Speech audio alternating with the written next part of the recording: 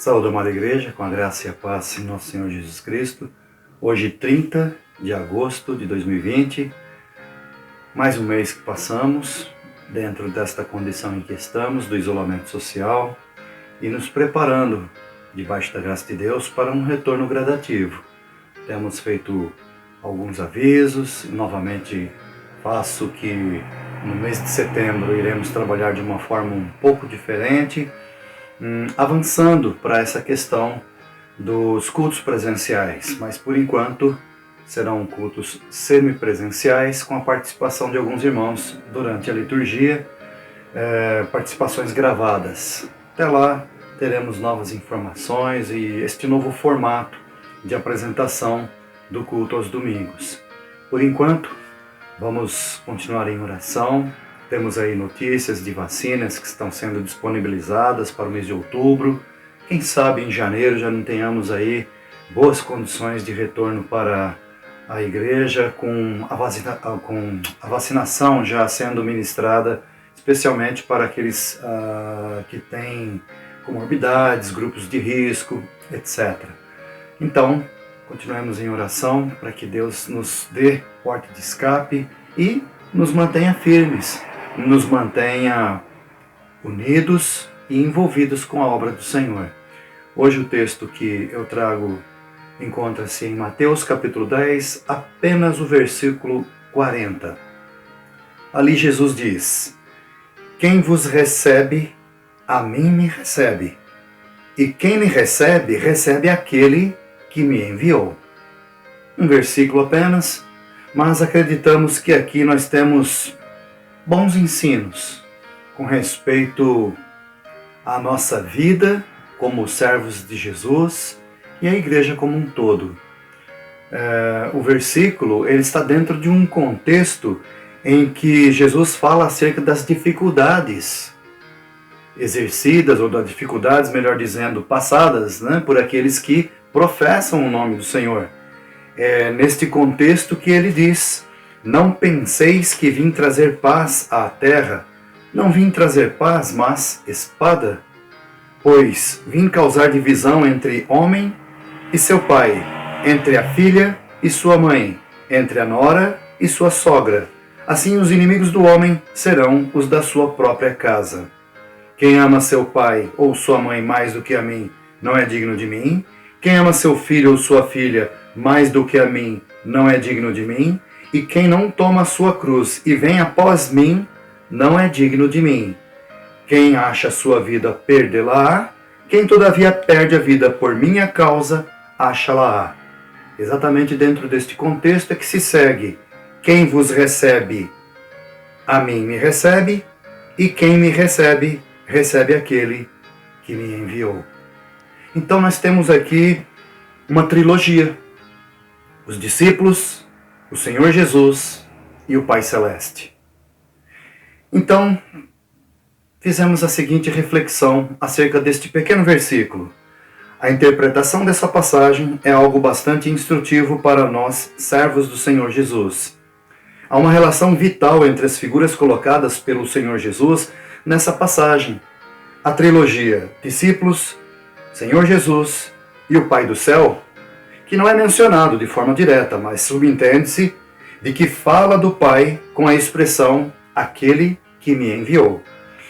Esta trilogia permanece válida até os dias de hoje e permanecerá assim até o cumprimento da evangelização, até quando o Senhor Jesus alcançar o número exato daqueles que serão salvos da morte eterna no inferno, mediante a fé em seu nome, o ressurreto dentre os mortos.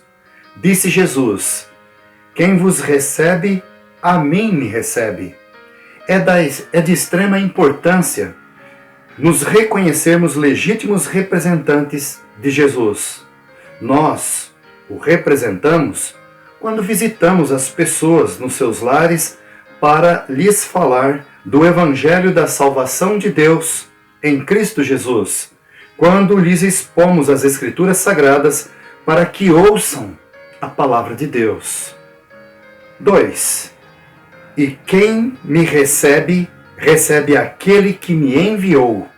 Ora, Foi o próprio Senhor Jesus quem disse: porque Deus amou ao mundo de tal maneira que deu o seu Filho unigênito, para que todo aquele que nele crê não pereça, mas tenha a vida eterna. Em João 3,16.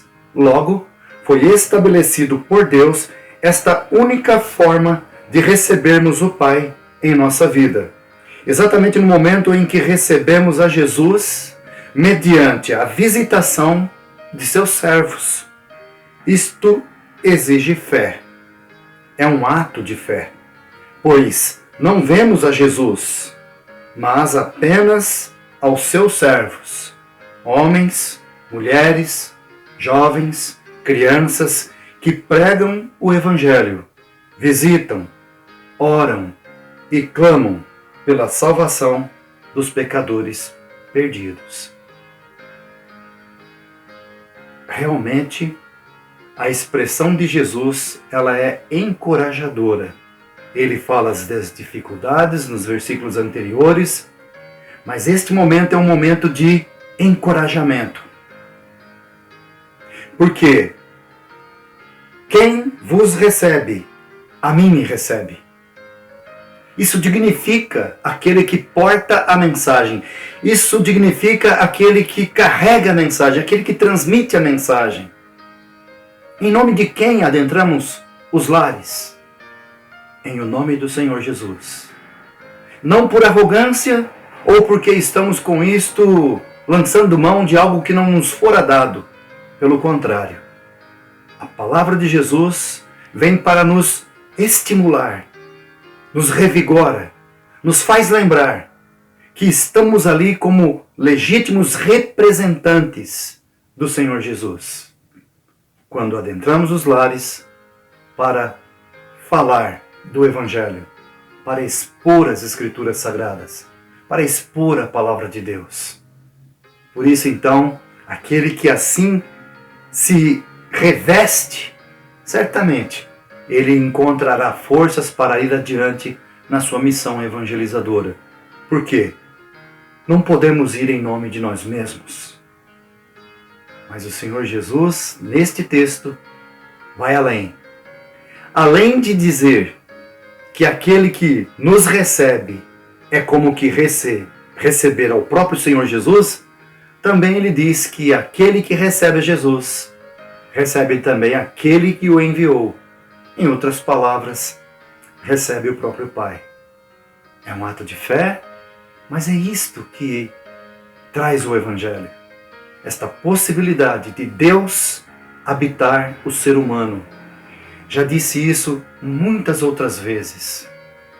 E repito, o motivo de Jesus ser um escândalo para o povo judeu é que se ele, Jesus, é homem, ele não pode ser Deus, porque ele é um homem.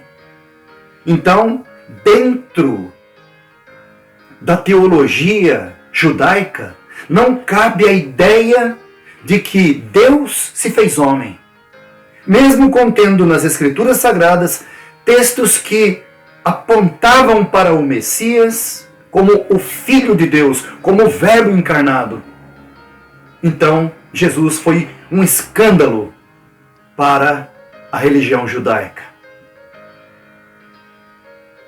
Mas aquele que o recebe, recebe aquele que o enviou. Outro motivo de escândalo. Nem no islamismo, nem no judaísmo existe a possibilidade de Deus habitar o homem, porque ele é pecador. Ele é pecador. Ele não é santo. Ele é um vaso de barro. Então, dentro da mentalidade judaica, dentro da mentalidade islâmica e dentro das mentalidades religiões afora, porque não existe uma religião na face da terra que ensine que Deus habita o pecador. E Jesus veio exatamente trazer este ensino, que aquele que o recebe, recebe também aquele que o enviou. E Jesus, na oração sacerdotal, disse que ele viria e faria morada juntamente com o Pai e seu Espírito nos nossos corações. Somos templo e morada do Espírito Santo, de Deus Pai, de Deus Filho. Irmãos, é isto que nos motiva, é isto que nos faz ir adiante, enfrentando as dificuldades, às vezes por pregar o Evangelho, de adentrar nos lares, mas temos tantas maneiras de adentrar nos lares. Tem tantos pregadores que sequer são legítimos e adentram os lares, por que não adentraríamos nós com a mensagem de salvação genuína, verdadeira e poderosa? Que Deus nos abençoe neste mês de missões, por assim encerrar 161 anos de pregação do Evangelho pela Igreja Presbiteriana do Brasil, um Evangelho verdadeiro. Não pregamos mentiras, não pregamos o paraíso na terra, não negamos a pessoa de Jesus Cristo como Deus bendito, não negamos o Espírito Santo como uma pessoa da Trindade, Deus poderoso, não negamos que Deus o Pai, o único Senhor, habite um coração, habite um pecador, como o meu, como o seu coração. Assim, Deus nos abençoe, fazendo-nos firmes e indo adiante naquilo que nos cabe, pregar o Evangelho, viver para Jesus. Deus abençoe a cada um, as famílias da igreja, receba nosso abraço mais uma vez. Por tanto tempo que já estamos separados uns dos outros, e que Deus venha nos prover o momento adequado para o nosso reencontro. Deus vos dê a paz e um domingo realmente abençoado. Último domingo de agosto, separei um texto em Atos, capítulo 1, versículos de 6 ao 11. 3 divisões, naquele momento em que Jesus comissiona os seus discípulos a pregar o Evangelho em Jerusalém, Judeia, Samaria e até os confins da terra. Que Deus esteja neste domingo estimulando, despertando cada família a prestar culto ao nosso Senhor Deus, Pai, Filho e Espírito Santo. Faça isto em família, horário proposto às 18 horas. Se possível, faça uma selfie, coloque no grupo da igreja, e muitos têm colocado. Agradecemos a colaboração desses que têm colocado, que têm postado a sua foto ali, como realizado o culto do domingo. Algumas pessoas realizam seus cultos de forma solo, né? São sozinhas em seus lares, mas ainda assim fazem e colocam lá no grupo da igreja. Deus esteja abençoando a cada família e continuemos em oração, continuemos no nosso papel de interceder pelas autoridades, interceder pelos enfermos, interceder pelo nosso país, clamar pela misericórdia de Deus para que esta pandemia passe e que a igreja, neste momento, aproveite o tempo e glorifique nosso Senhor Jesus Cristo. Amém.